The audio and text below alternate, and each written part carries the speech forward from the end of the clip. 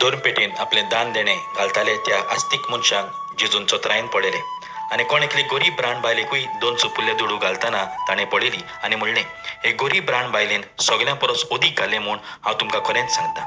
तर हांणी सोमेस्तांनी आपणाक ओगळें आसलें तातलें समर्पण केलें, पूण हिणें आपणाक उणें आसलें तातलें आपल्या जेवणा खाणाक निबेल जाय आसलें तेंय घालें.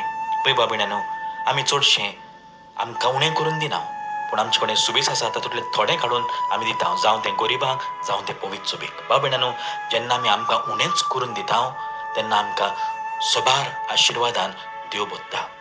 आमकां दुखोवन दिता तेन्ना अदीक आमकां आशिर्वाद मेळटा, अदीक आमकां दान देण्यानी बोत्ता जेजू. म्हणून बाब भयणानो, आमकांच उणें करून दिवया आनी आमी पळयतना कशे तरेन देव आमकां आशिर्वादान बोत्ता पळय तो. हे बायलेन आपल्याकूच उणें करून दिलें, आपल्या जेवणा खाणाक जाय आसलें तितलेंय घातलें. त्या पासून जेजू म्हणटा हिणें सुबेज घातलें, कित्याक उरलेल्यांनी आपल्याक ओगळें आसा तें घातलेलें म्हणून.